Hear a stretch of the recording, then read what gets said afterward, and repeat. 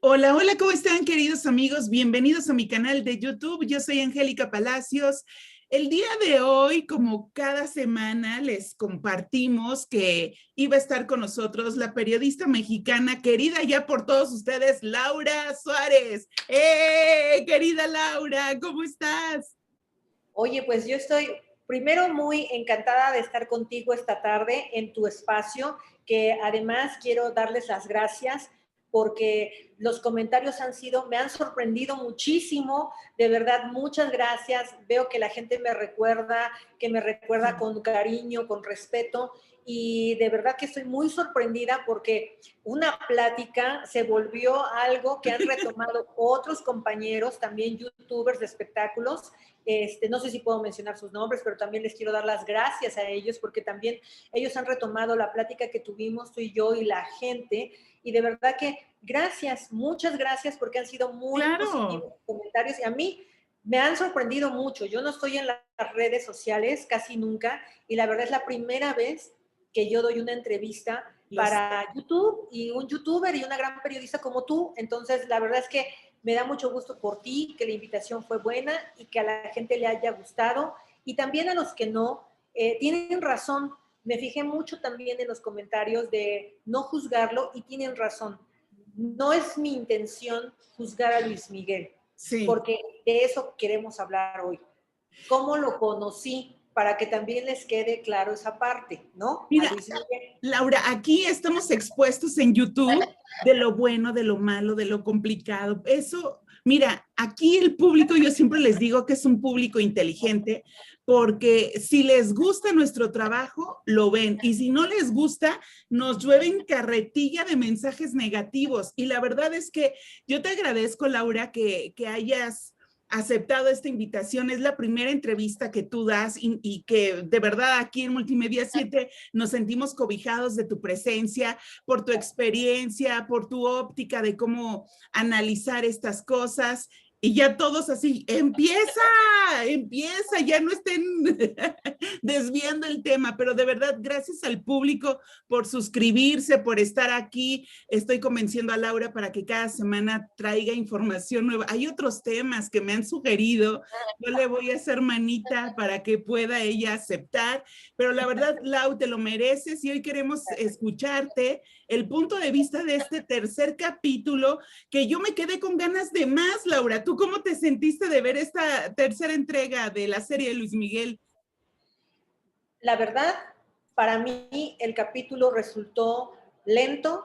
Es un capítulo en la historia, ¿eh? No estoy hablando en el armado de la serie, ni quiero hablar del armado de la iluminación, los actores, nada de eso. Simplemente me voy al contenido de la historia y lo que Luis Miguel nos está compartiendo. A mí me parece un capítulo muy flojo, un capítulo muy lento y Sí. que nos vuelve a presentar dos aspectos interesantes, pero que no se acaban de abordar de una manera emocionalmente profunda. ¿Cuál Los es? primeros. El primero es la relación con Michelle, su hija, su primogénita, Ajá. y la segunda es la relación con sus hermanos, con Alejandro Gallego Basteri, específicamente con Sergio Gallego Basteri, que resulta, para mí, viene a refrendar de parte de Luis Miguel, con sus propias palabras, de qué forma se dirigía a sus hermanos. Entonces, eso sí, esas dos cosas me parecieron muy importantes y sin embargo que no se les dio el peso en la historia para explicar bien pues todo lo que lo envolvía a él en estos 22 años en el que nos está presentando la historia, que es un joven de 22, 24 años, Ujú. muy exitoso, un cantante número uno a nivel internacional y que se le dio más tiempo a una rivalidad, entre comillas, con Cristian Castro Así y es. con Kiko Cibrián. También me llamó muchísimo la atención cómo él trata a Kiko Cibrián, que es uno de los músicos, guitarristas, que fue buscado por Alejandro McCloskey para un LP en específico para Luis Miguel, que lo encontraron en Los Ángeles, y me sorprendió mucho la manera como retrata Luis Miguel esta soberbia sobre cómo trata a los hermanos, a la hija y a los músicos que le dieron también pues los éxitos.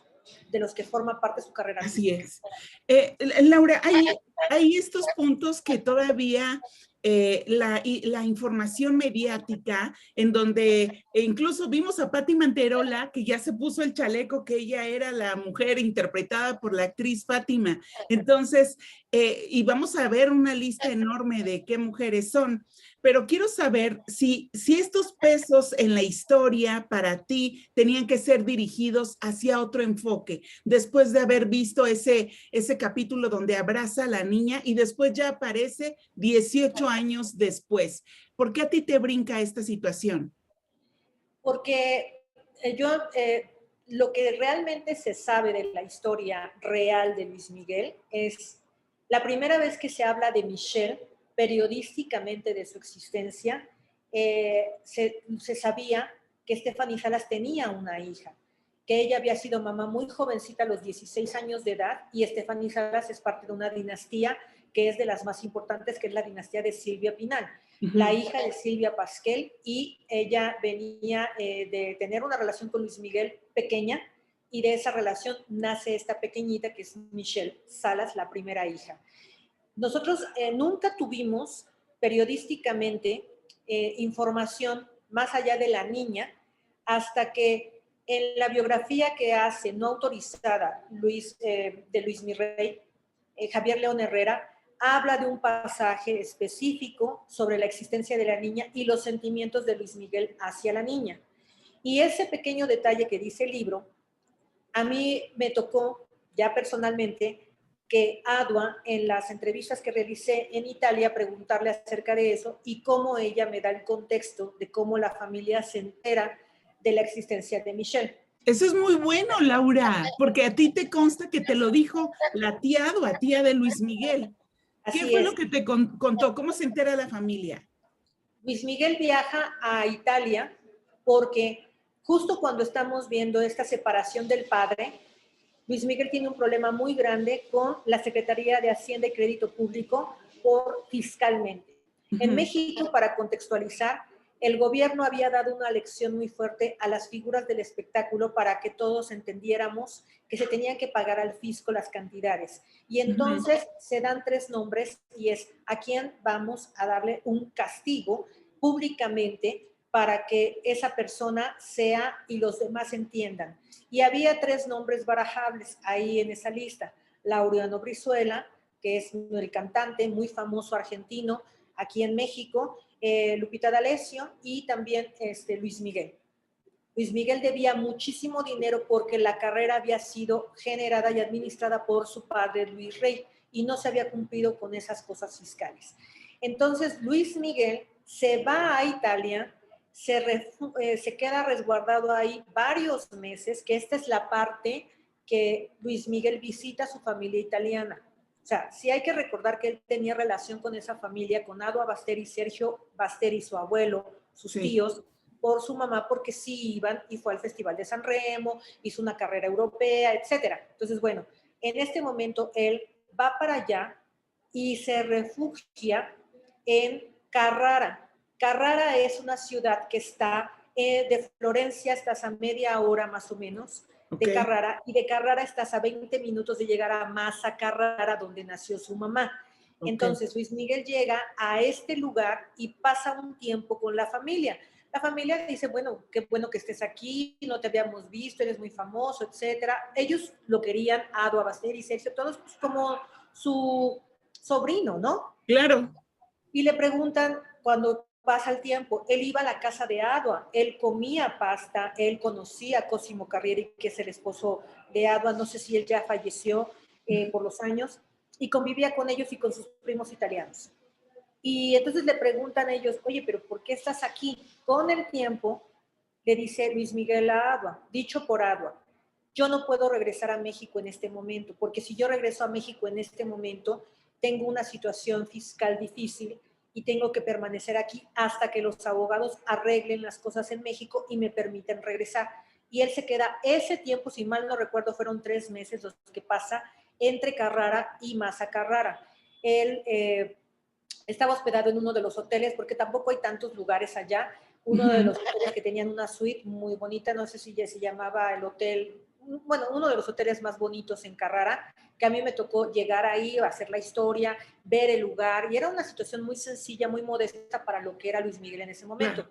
En esos ires y venires de ven a comer, pasamos un tiempo juntos, etcétera, a Adua le llama la atención algo que tenía Luis Miguel colocado a un lado y le dice, ¿por qué llevas ropita de bebé? ¿Por qué llevas ropita de bebé para niña? ¿Para Ah, quién es? Y le dice, él es un regalo. Y ella le dice, ¿pero de quién es? Y él le dice, para mi hija. Y Agua le dice, ¿cómo? ¿Tú tienes una hija? O sea, imagínate. así se lo soltó. Ella lo dijo y entonces ella le preguntó, dijo, ¿pero ¿en qué momento? ¿Cómo se llama, Michelle? ¿Y dónde está? En Ciudad de México. ¿Y quién es la mamá? Tía, ya no quiero dar más detalles. O sea, simplemente tengo una niña y dice, Ava recordaba ese pasaje como, pues, de esos momentos en los que ella lo veía muy solo y que también, o sea, decía, ¿cómo es posible si ya tenía una niña y que era chiquita? A ella, pues, decía, sí hay una parte paterna, hay una parte, y también ella decía, él tiene muchos asuntos sin resolver. O sea, la mamá, o sea, el papá, la niña, y eran como Sus decir, hermanos. tan joven Luis Miguel, tenía asuntos importantes de adultos que tenía que resolver y uno de ellos era Michelle. Entonces, bueno, pues esa es la anécdota que yo sé de boca de Adua, que así es que él llevaba la ropita de regalo para ella. Yo no sé si esa ropita al final fue entregada o fue lo que vimos nosotros en este capítulo que llegó a entregarle un regalito, etcétera, porque no se planteó de esta manera, pero al final sí se habla de encuentros con Luis Miguel siendo Michelle chiquita, de 4 años, de 5 años. Muchos años después, doña Silvia Pinal llegó a decir a la prensa, sí la visitaba, sí la veía, Así siendo es. pero era muy esporádico. O sea, ella sí dejó claro que la familia Pinal siempre permitió el contacto de él hacia su hija, las veces que la iba a ver, hasta que él pues dijo, ya no tuvo relación con la niña y la dejó de ver muchos años, que es lo que nos dice aquí en la serie, ¿no? 6 años pasan y que él no se hace responsable de esto. Ahora, aquí también, para el tema de Michelle, lo que todos sabemos es que muchos años, muchos después, que ya Michelle se hace una jovencita, ella misma da una entrevista a la revista Quién y ella es quien dice, no se hagan bolas. Sí, mi papá es Luis Miguel.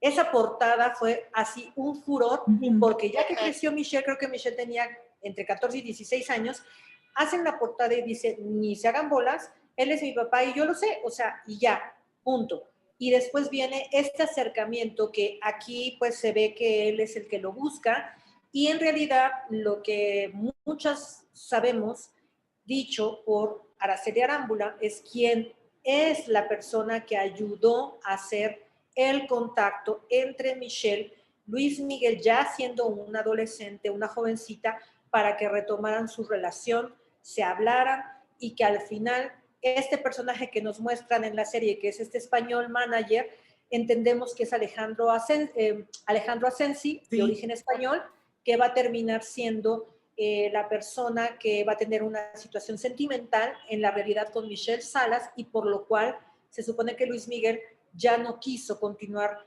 no le gustaba la relación entre su manager y su hija jovencita con un manager pues de su propia edad o un poco menos, 10 años menos, que a él no le gustó esto y que fue un motivo de separación en este nuevo reencuentro que tuvo el papá con su hija. Laura, hay algo bien importante que acabas de destacar, la relación de los managers. ¿Cómo lo ves? Porque también vemos lobos de mar alrededor de él, que todo el tiempo tenía que estar excluyendo a Luis Miguel, ¿no? Nos habla en esta etapa como que nos va a ir presentando cómo él fue cambiando de manos, ¿no? De managers. Y a mí sí me llama mucho la atención el papel de Hugo López y de Alejandro McCloskey. ¿Por qué? Porque esta pareja de argentinos en el que estamos situados en estos primeros episodios, que hablan con él, con amor, que lo escuchan, sí fueron personas que lo buscaron, lo arroparon y que además lo ayudaron. Hugo López no solamente era el manager de Luis Miguel, Hugo López ya tenía una carrera hecha aquí, en México. Él era un manager que había tenido a los grandes artistas y que a Vicky Carr era una de las que manejaba él, una gran cantante, y llega a México y justo Diego Verdaguer viene con él, fíjate, o sea, y Diego Verdaguer en sus inicios, que lo conoce y lo trae, y Diego en una entrevista que yo le hice para En sus batallas, lo definió muy bien, dijo, sí, Hugo era una persona muy visionaria, era una persona que sabía perfectamente hacer su trabajo, de crear un Star System, de ser un gran manager, pero era también una persona rígida, estricta, y algo que reveló Diego Verdaguer, que poca gente sabe, que a mí me llamó mucho la atención, dijo, Hugo López era una persona ludópata. ¿Qué podemos decir? Quiere decir una persona que le gusta apostar, una persona que tiene el problema de apostar cantidades. Entonces, Diego Verdaguer llega con él, lo traen a Diego a México, lo pide Raúl Velasco, Hugo López lo trae a través le paga lo que él quiso, porque Diego puso una cantidad específica y Hugo tiene esa visión de traerlo. Y al final ellos terminan separándose porque después Hugo López se hace una persona íntima de Emilio Azcárraga Milmo y entonces él es el que crea el Star System, que era un área que había dentro de Televisa y estaba a cargo de Hugo López. Entonces, para cuando Luis Miguel llega con Hugo López ya es este representante que hay que ser justos con él, ya era un señor muy conocido en la industria, era una persona además respetada, era una persona exigente, era una persona que sabía tratar al talento y que también sabía cómo traerse y hacerse del mejor talento y que era un empresario también, o sea, un gran manager. Hugo López en ese momento trabajaba también con esto de Televisa y tenía una de las direcciones más importantes que era el Star System. Y Luis Miguel llega con Hugo López a los 18 años de edad, cuando ya él tiene su mayoría de edad para separarse de su padre Luis Rey, porque Hugo se lo dijo inteligentemente, mientras tu papá estés y tú seas menor de edad, no queremos nada con tu papá. Va a haber aquí un conflicto. Supo esperar y al final Luis Miguel se va con la persona indicada. En el equipo de Hugo López estaba otro argentino que es Alex McCloskey. Alex McCloskey también, un argentino de show business fuerte, no una personalidad pequeña ni mínima, no. Un hombre que había trabajado con Frank Sinatra, un hombre que había sido él mismo artista, había hecho grandes conciertos en la Argentina, había traído grandes orquestas. Y no quiero mencionar más allá de Frank Sinatra y los grandes, porque no quiero ser justa en la carrera de Alex McCloskey. Pero Alex McCloskey ya había recorrido también muchísimo y eran dos pesos completos muy fuertes en la industria del entretenimiento sudamericano y esta parte mexicana. Y Alex McCloskey hace equipo y entonces ambos se encargan de la carrera de Luis Miguel. Hugo López era la figura que representaba y Alex McCloskey era la persona que se encargaba de todo que estuviera bien en todos los conciertos, las fechas, las contrataciones, las giras, acompañaba a Luis Miguel a todos lados y hacían las giras a todo Sudamérica. Es cuando Luis Miguel crece en todo lo que va a ser Argentina, Paraguay, Uruguay, Bolivia, Perú, es cuando él crece. Y hay una historia en la que Hugo trabajó muy poco tiempo con Luis Miguel, desafortunadamente por la enfermedad, a él le da cáncer y él desafortunadamente fallece y creo que fueron, no sé si fueron, ahí dice que son 6 años en los que ellos trabajaron juntos, que fue poco tiempo, por esto que se corta por la enfermedad, y Alex McCloskey trabajó con él 9 años. Entonces, no solamente esta familia era buena, o sea, eran empresarios, eran promotores, eran gente del show business, pero eran éticos y lo cuidaban a Luis Miguel, cosa que no va a suceder con las siguientes generaciones que van a venir. Y a mí, hay poca gente que lo sabe también, Alex McCloskey, cuando terminan la relación Luis Miguel después de 9 años, él termina escribiendo un libro de orden privado para su familia, donde escribe los episodios de las estrellas que le tocó él cuidar. Y uno de esos capítulos es el de Luis Miguel. Consta de 60 páginas. Más allá de la familia, poca gente ha tenido acceso a ese libro. Ese capítulo cuenta cómo lo conoció, hasta dónde lo quiso, cómo fue la relación, qué era lo que ellos compartían y las razones por las cuales ellos se separaron. Ese libro a mí me gustaría, ese capítulo, decirles y narrarles, pero yo necesito el visto bueno de Matías McCloskey. Matías McCloskey es el hijo de Alex McCloskey. Él trabajó con Luis Miguel también.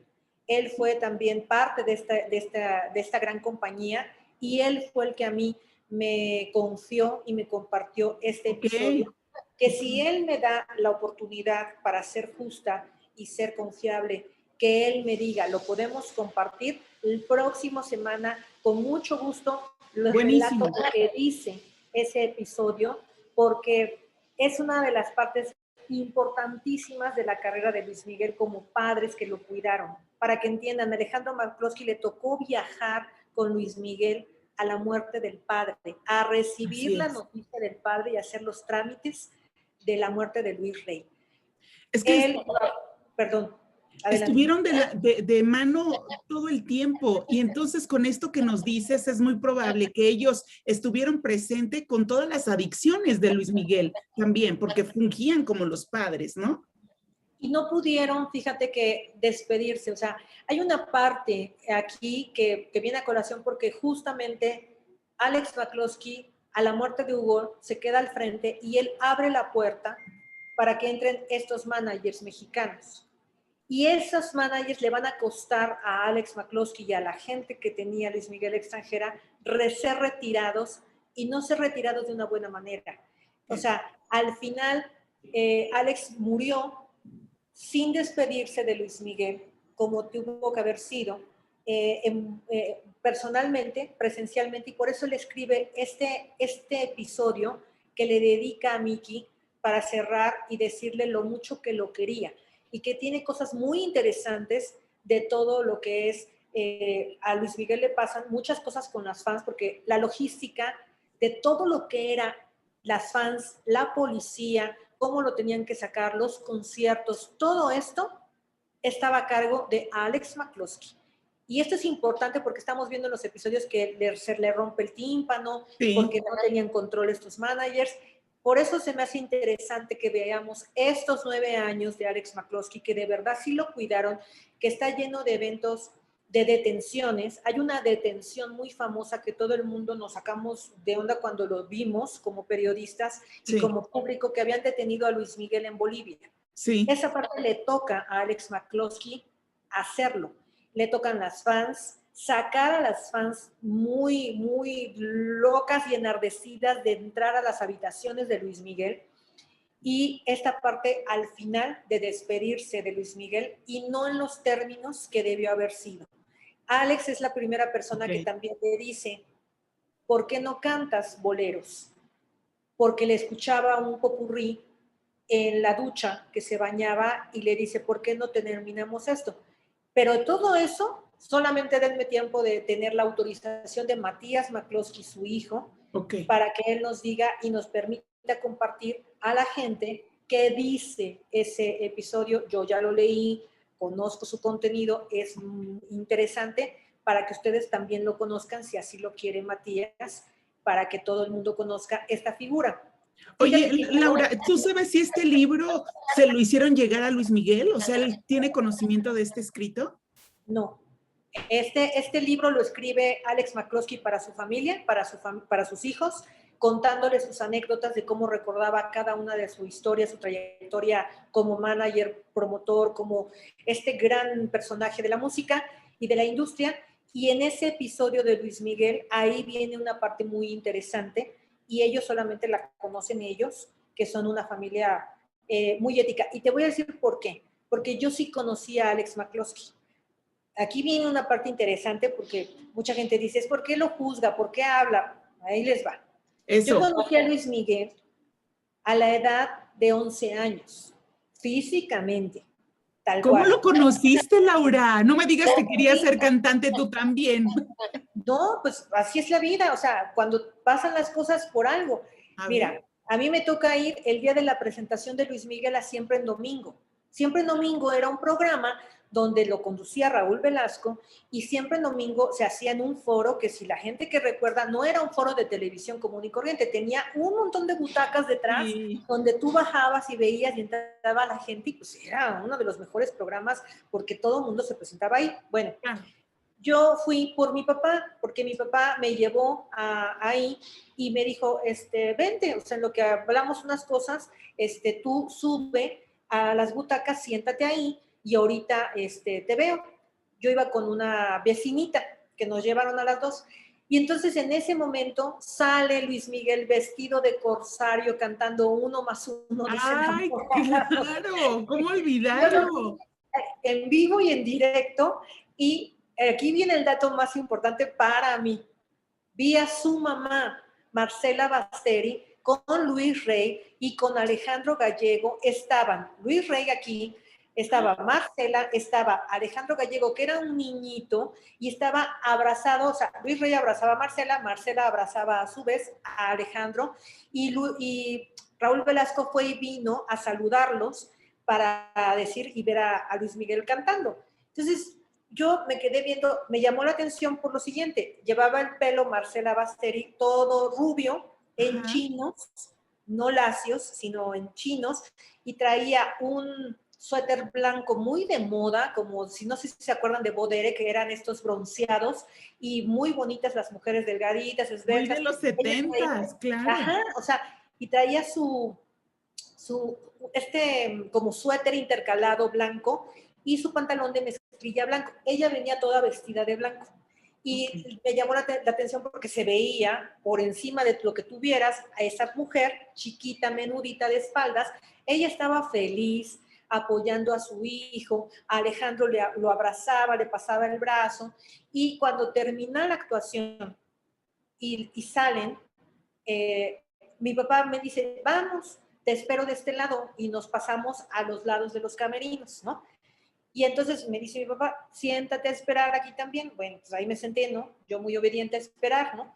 Y entonces sale Luis Miguel del lado izquierdo y lo traía Paco Ibáñez, que era Ay, este actor que el de después Risa en conocimos de la risa en vacaciones. vacaciones, que yo también dije, o sea, a mí siempre me choqueó esa historia, pero bueno, el señor era como el road manager, era parte del equipo de Luis Rey y era como algo de los road managers o algo así, y lo tenía y venía con él y lo traía a Luis Miguel, y Luis Miguel venía con una playa, ya se había cambiado su cabello príncipe valiente, De honguito lacio así. y la playera de Ete, o sea, traía a Ete la Kiki, película, pom, pom. y venía y lo venía abrazando y le dice, bien, bien, Miki, muy bien. Luis Miguel era un niño súper sonriente, súper ingenuo, unos ojos así grandes, feliz. Era un niño así, lo que yo vi era un niño feliz.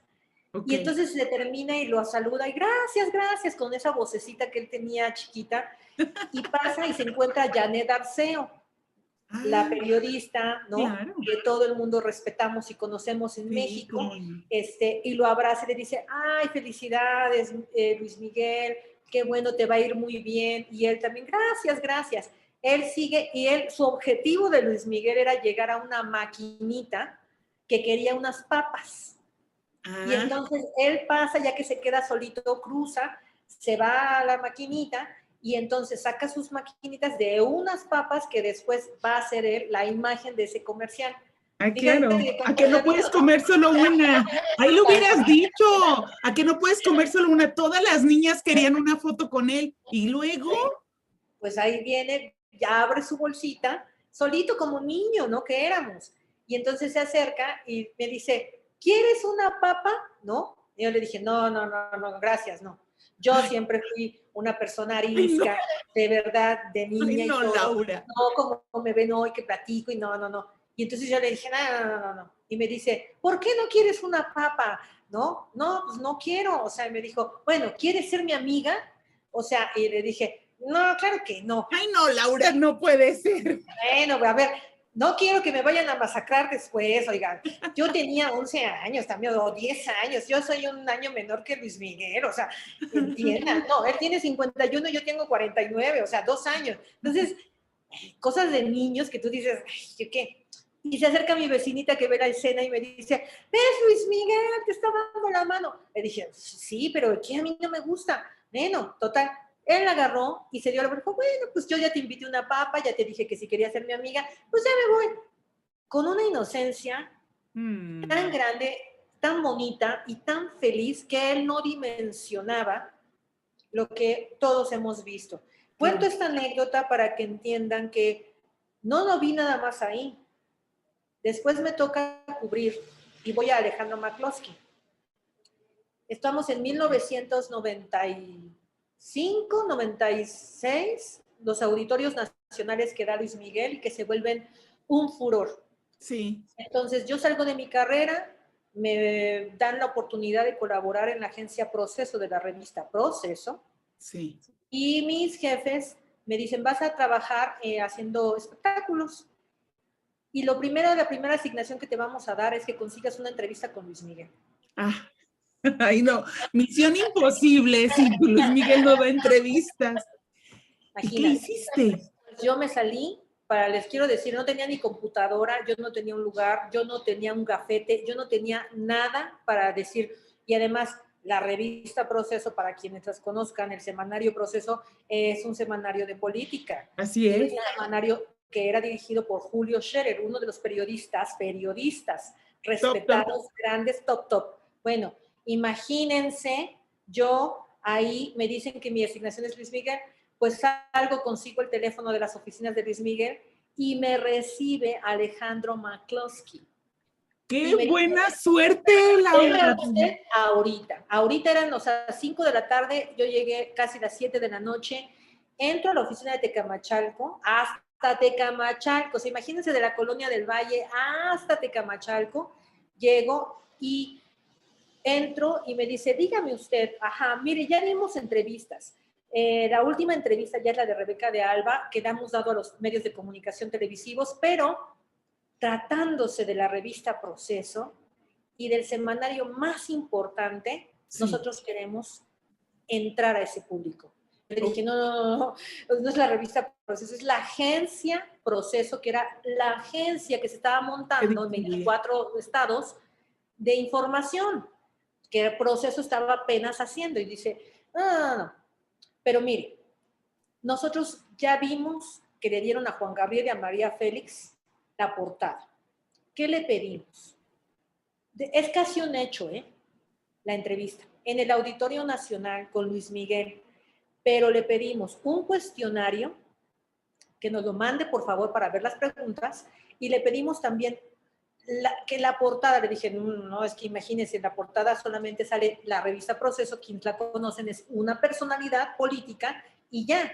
Y dice, bueno, el recuadro, si nos dan el recuadro, es un hecho. Entonces, por favor, en ese tiempo se usaban los faxes, Angélica. Entonces, sí, claro, todo, y me dice, pues mándenos un fax membretado y la entrevista la hacemos, pero ya es casi un hecho. Ahí voy de regreso a Proceso. Y entonces llego, hablo, ¿y qué creen? ¿Qué? ¿No la aceptaron? Pues no, el editor de la agencia Proceso era Carlos Marín. Uf. Entonces, este periodista, que después va a dejar Proceso y se va a Milenio, él siempre ha sido una persona muy estricta, muy exigente, y dice, claro que no. A un periodista, nunca un periodista manda un cuestionario. Apréndete eso. Nunca le vamos a revelar las preguntas y jamás estaría en la portada de esta revista. Un intérprete así. 2. Y otra cosa, menos un recuadro. Nada que ver. Claro que no. Y además, ¿quién va a hacer la entrevista? Por Dios, si el lado de la entrevista es el cantante, y dijeron una palabra y punto. Ese es el tenor de la entrevista. Yo dije, ¿qué? Bueno, imagínate, subo corriendo con esos gritos. Ay, no, ¿qué? Con asignación fue así. Subo a hablar con Froilán López Narváez, que era jefe de editor de análisis de la revista Proceso, mi maestro en la Facultad de Ciencias Políticas y Sociales de la UNAM, donde yo estudié, quien me dio esta oportunidad gracias a Enrique González Casanova, periodista también, que llego y me pongo, yo temblaba y me pongo a llorar y dije, pero Dios mío, ¿qué hice? A mí me pidieron una asignación con Luis Miguel y se consiguió. Ya dijo Alejandro McCloskey que sí, es cuestión de un fax. En medio de esa circunstancia, tocan la puerta y entra una persona sumamente amable y me dice, buenas tardes, ¿está Froilán? Le dije, no, no está. Y me dice, ¿qué le pasa? Y yo, o sea, llorando, 23 años de edad, y me dice, ay, no. Era Julio Scherer. Oye, pues estabas con puros titanes del periodismo y luego fue tu padrino, yo creo. Imagínense, se sienta a mi lado, me dice, por favor, deje de llorar de usted, porque un periodista siempre habla de usted. Deje de llorar, ¿qué pasó? Y le cuento, ¿no? Mi situación de Luis Miguel, y mire, ya se consiguió la entrevista y vamos a hacer esto, y porque es un cantante, está haciendo una gira, etcétera, etcétera. Claro. Y resulta que él no sabía que había una agencia. Él no sabía que estaba, o sea, sabía que había una agencia de información, pero no sabía que estaban contratando colaboradores sin decírselo. Y entonces Julio Scherer, en toda su amabilidad, me dice, mire, Laura, no tenemos plazas, no la vamos a contratar. No le quiero mentir, pero la entrevista se va a hacer, sí, claro que se puede hacer con un gran cantante como es lo que usted ya hizo, que no hizo nada malo, pero la tenía que hacer alguien que tenga nombre, que sea un gran periodista. Vamos a enviar, si está de acuerdo, a Vicente Leñero. Ay, bueno, otro máster, Vicente Leñero, claro. Ahí hubieras estado tú de aprendiz, obvio, sin problema. Y me dice, y usted puede ir a escucharlo y hacer el contacto y presentarlos, y en defecto de que él no vaya, va a ir la responsable de la edición de Cultura, que es Columba Vertis, para que lo sepa tratar. Perfecto, me dijo. Entonces, así, ¿le parece? Pero no vamos a hacer una contratación. Pero claro que podemos hacer eso para él, y claro que le podemos dar un espacio a su entrevista a Luis Miguel. Se retira Julio Scherer, gracias señor Scherer, llega Froilán, hablo con Froilán, me dice Froilán, vamos con Carlos Marín, fuimos, ¿y qué crees? Nunca se hizo la entrevista, nunca aceptaron, jamás quiso que se hiciera la entrevista, y entonces me dijeron, haz una nota del Auditorio Nacional, punto, en el pesaje, toneladas, esto, lo otro, y se acabó. Es de las cosas más frustrantes. Claro. Haber tenido una entrevista con Luis Miguel para este espacio. Pero bueno. Pero ¿sabes qué, Laura? Es lo peor, que estas personalidades que son unos másters estaban enfocados en otra área totalmente ajena a los espectáculos y no se dan cuenta que son contados los periodistas que acepta Luis Miguel para que conversen con él. ¿Y cómo te quitaste ese trauma, Laura? No, pues bueno, pasó. Entonces, después, muchos años después, es cuando ya viene la historia del abuelito, que sale en el programa de Chi l'ha visto, en Italia, en la RAE, después sale con Juan Manuel Navarro en el Reforma. Yo alzo la mano ya trabajando aquí en Televisión Azteca para ir a entrevistar a los familiares. Me dicen, no es tiempo, no se puede, ¿ok? Y en medio de estos años me toca en Puerto Rico volver a ver a Luis Miguel, cuando ya Luis Miguel tiene un problema de una demanda de una limusina, Él renta en Puerto Rico una limusina con Mariah Carey. Okay. Para viajarla, llevarla, disfrutar, etcétera. Y no paga el servicio. Pues como ya vimos en la serie, él tiene un carácter temperamental. Y entonces no lo pagó y nunca pagó ese servicio. Y entonces este señor, Miguel Limusín, así se llamaba el señor, dueño de este negocio, le coloca un juicio, la autoridad dice que sí, y entonces Luis Miguel regresa a cantar a Puerto Rico, y entonces yo ya estaba haciendo la investigación de la mamá, y ahí ese día da la casualidad que llega Luis Miguel a Puerto Rico. Bueno, Luis Miguel venía de República Dominicana, llegó en la madrugada en su jet particular. Para que estacionara Luis Miguel solamente había 2 aeropuertos en la isla, en Puerto Rico. Íbamos de un lado al otro, de uno al otro, del uno al otro, para que él llegara a medianoche, y cuando finalmente ya llegó, para que él estacionara, fueron 2 horas más. ¿Cómo? En lo que entró, en lo que dio la vuelta, bueno, conocimos todo el deshuesadero, imagínate, de aviones, y siguiéndolo y siguiéndolo y siguiéndolo. Cuando finalmente dieron las 3 de la mañana, el avión se colocó. La policía, para entregarle a Luis Miguel la demanda, bueno, otras 2 horas. Y nosotros así, pegadas, Verónica Soto, que es la única camarógrafa de Televisión Azteca, Muy conmigo, buena, ahí, Verónica. ahí, para tener el momento que el alguacil le diera la demanda. Y al final, después de 2 horas, para no hacerles el cuento largo, llega Luis Miguel, sale Luis Miguel, lo cubren, y al final se va al mejor hotel, lo seguimos, y todo terminó hasta las 6 de la mañana. O sea, hasta ahí. Les hago todo este recuento solamente para decirles que de la imagen de ese niño tan feliz, tan dichoso que yo vi con su mamá en ese momento por unas papas, a verlo hasta acá, ya había una persona que ya había cambiado obviamente muchísimo, y me toca ir al concierto al otro día que da él en el estadio Irán Bidor, que está ahí, que es para 16,000 personas en Puerto Rico, y me permiten acercarme a la primera fila. Entonces yo tenía acceso para ir a la primera fila hasta la fila 16. Y lo vi, y vi a un hombre hermoso, precioso, físicamente varonil, muy guapo, vestido todo de negro bronceado, pero Luis Miguel, su mirada, sus ojos azules impresionantes, solamente estaban viendo la luna, y miraba a la nada, cantando en medio de un estadio lleno, repleto, pero él no veía a nadie.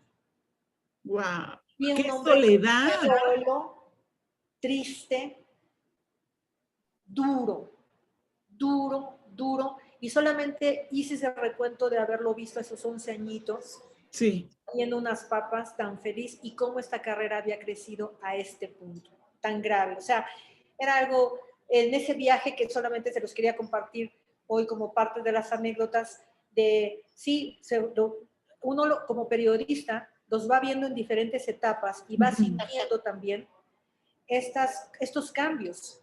Y me llama la atención que cómo trata al hermano en la serie. A Alejandro, cómo le dice con esa dureza de vas a hacer lo que necesite y lo que yo te diga que tú hagas mientras tú vivas del trabajo de mi carrera.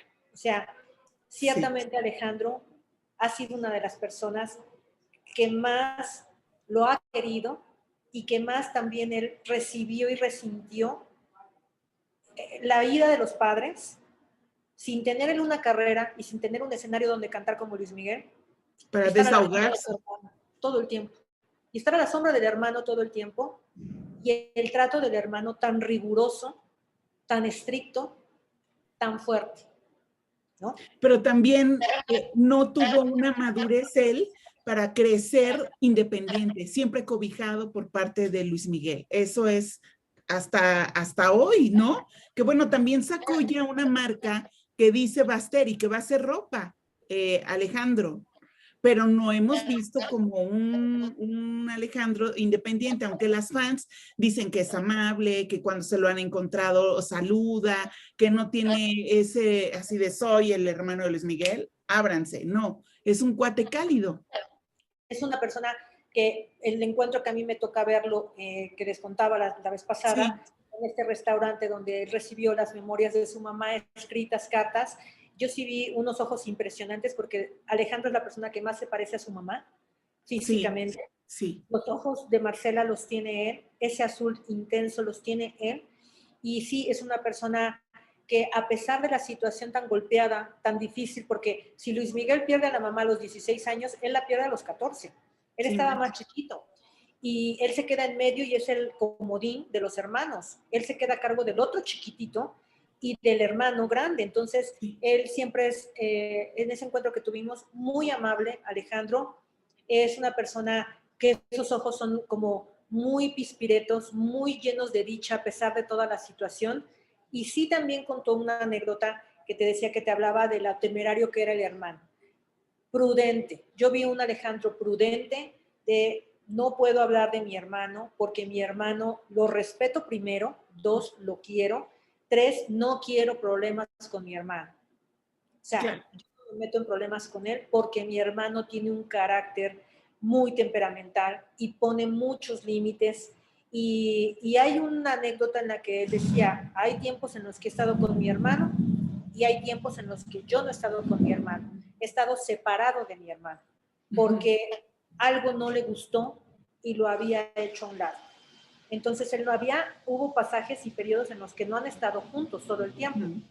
Y sí decía que él, había mucho de la parte de él querer estar con su hermano porque lo quiere, por agradarlo, por estar junto a él. Y él decía que había llegado un momento en el que, imagínate de qué nivel era, si ahorita vimos en la serie, que él le dice, ¿te vas de la casa si no te gusta? ¿De qué nivel es la anécdota que él llegó a mencionar? Que si él no tenía una relación con su hermano, un día le pidió a alguien, famosas, que sí tenían acceso a la casa de Acapulco, que por favor lo metieran para hablar con su hermano, que lo llevaran dentro del auto para que él pudiera entrar y verlo, sin que lo viera la seguridad ni nada, o sea, escondido, para que él pudiera ver a su hermano.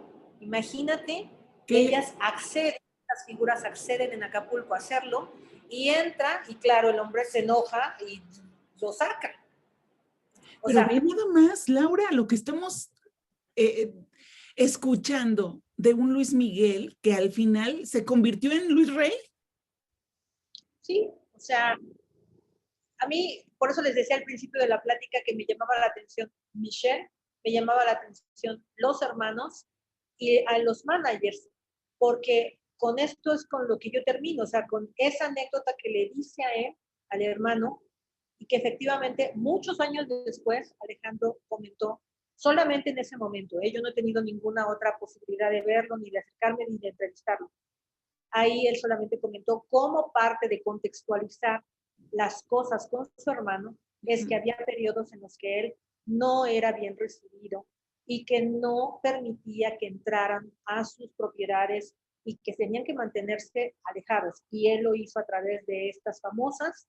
Entra escondido en este jeep, se esconde, no sé si en la parte trasera o en la cajuela, y cuando llega él se da cuenta para poder ver y hablar con el hermano. O sea, oye, ya. Laura, con esto podemos entender que no todo el tiempo lo financió No, Luis Miguel al hermano. no, Con no, esto que... no todo el tiempo, ni lo financió todo el tiempo. Y lo que yo sí he visto de parte de Alejandro los últimos años es que Alejandro sí tiene 2 hijos, por lo menos convive con uno.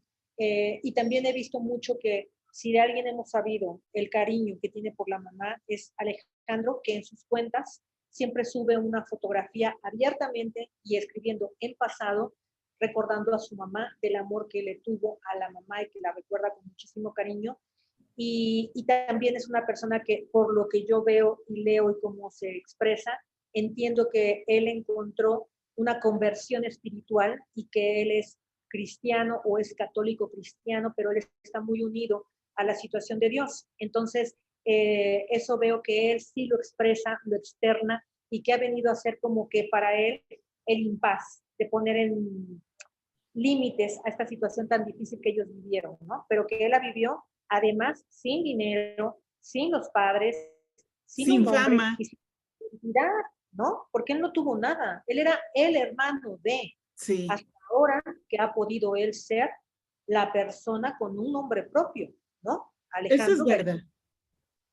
Oye, Laura, la verdad es que platicar contigo es un agasajo, se nos pasa el tiempo rapidísimo y leyendo toda la cantidad de comentarios, me da mucho gusto que una persona como tú, aguerrida, trabajadora, que siempre va tras la noticia, tras la verdad, tengas hoy el reconocimiento público, que la gente se acuerde de tu trabajo.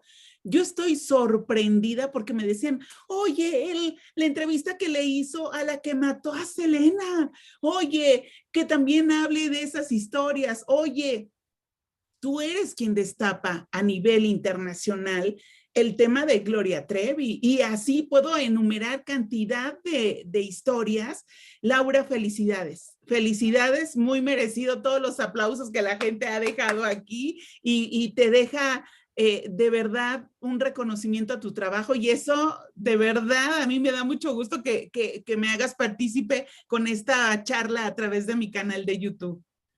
Oh, yo encantada, Angélica, de verdad, muchas gracias. Yo me siento conmovida, de verdad, por esos tantos comentarios que han expresado la gente, los buenos, los malos, los mejores. Gracias, porque siempre que hacemos un trabajo, lo importante es que no ha pasado de moda, que ha sido vigente, Sí. que simplemente se hicieron las preguntas correctas, se hicieron las entrevistas correctas para tener una verdad que ha prevalecido por el tiempo, ¿no? Que en este caso es quien nos ocupa es Luis Miguel, y que no tenemos ninguna intención de juzgarlo, no, al contrario, es parte de nuestra generación, es un artista con el que crecimos y tuvimos la enorme dicha de crecer además con una figura que va a ser muy difícil que se repita. Esa figura en menos de 100 años como Celia Cruz, como muchas otras, como Selena, son únicos, pero, ojo, aquí lo único que estamos haciendo es simplemente contribuir a las partes periodísticas de relatos que nos tocaron vivir al lado de él y de los temas difíciles que son esta familia. Pero muchas gracias de verdad por invitarme. Yo encantada, o sea, de irles dando lo que yo recuerdo, lo que viví y lo que pues me tocó a mí documentar. No, pues encantada, Laura. Ojalá que se repita esto más seguido, porque me dicen, Angélica, ya, haz el programa con Laura. Oye, que Laura, que nos cuente. Quiero decirles para todos los que me preguntaron qué hace hoy Laura Suárez. Es productora en Televisión Azteca y échate el gol para que la gente también siga tu programa en Televisión Azteca. Gracias, Angélica. Sí, estoy haciendo En sus batallas, que aparece de dos maneras, que aparece como serial de lunes a viernes en Venga la Alegría, que es una sección fija, ya, y también esa sección empezó en marzo de hace ya 2 años, cumplimos al aire con En sus batallas en Venga la Alegría, y en el programa de los domingos salimos al aire a las 3 de la tarde por Azteca 1 y salimos con En sus batallas, que va a cumplir el 22 de septiembre, si Dios quiere, va a cumplir 2 años de estar al aire. Y esta semana no se lo pierdan porque viene, fíjate que tú y yo como periodistas nos ha tocado tener la dicha y fortuna de conocer muchas personalidades. Sí. Pero cuando la historia de una persona te conmueve, te simbra, te quedas así, o sea, realmente yo he llegado a esta época en mi vida en la que ahora celebro mucho las vidas y cuento esas historias, las luchas que todos tenemos y que ellos las tienen. Esa entrevista que van a ver el domingo es la primera parte de Federica Quijano. Federica Quijano, quien es la creadora del grupo Cabá, quien es la manager hoy día y quien Federica tiene un corazón tan grande, tan enorme, tiene un talento total de la compasión y la protección por los seres vivos, que le toca vivir esta historia de su niñito, que es Sebastián con autismo. Entonces vamos a conocer dos partes la historia de Federica, pero es de las entrevistas que yo te juro que cuando yo terminé de hacer esa entrevista, de verdad, me estremeció, me conmovió el nivel de fortaleza y bondad de este ser humano que así necesitamos más en el mundo. Qué maravilla. Pues yo voy a proponer, Laura, que se hagan las batallas a Laura Suárez, porque vaya que has tenido batallas que enfrentarte y si no te las hacen ellos, yo te la hago. Tus batallas aquí. A ver, al público que está conectado, escriba si quiere que haga una entrevista amplia para que cuentes eso, porque vaya que te has metido en enredos, en polémicas, en pleitos, en dimes, en diretes. Laura, o sea, tienes una gama de colores en tu historia laboral, que qué bárbara. Hasta el día de hoy, por eso no podemos hablar de un tema, porque estás justamente en una batalla. Estoy en una batalla, no podemos hablar de algunos temas, ¿no? Pero, ojo, el silencio no quiere decir miedo. Ok. Silencio, ¿no? Quiere decir muchas veces prudencia, respeto a los tiempos donde se tienen que resolver las cosas.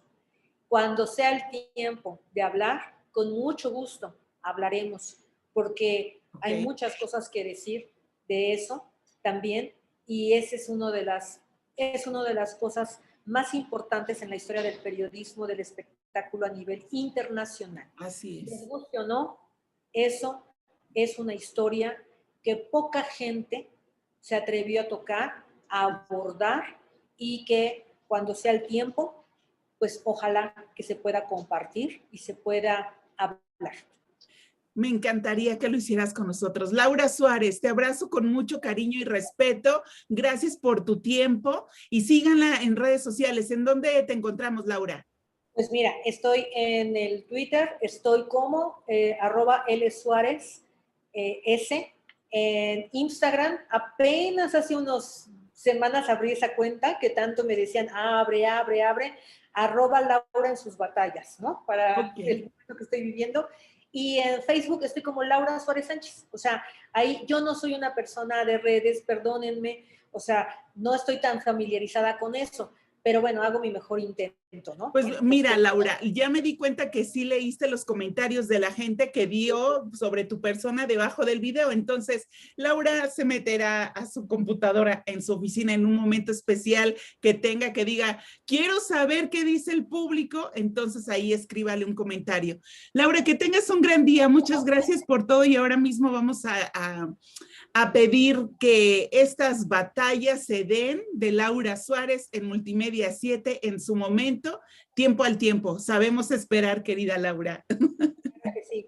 Muchas gracias a todos, yo encantada, y gracias, Angie, por tu espacio, por tu cariño, por tu respeto. Es mutuo y de verdad muchísimas gracias, porque pues simplemente la gente lo recibió bien y para eso estamos, o sea, simplemente para contribuir desde nuestra trinchera como periodistas, nada más. Te lo mereces, ¿no? Lau, te lo mereces.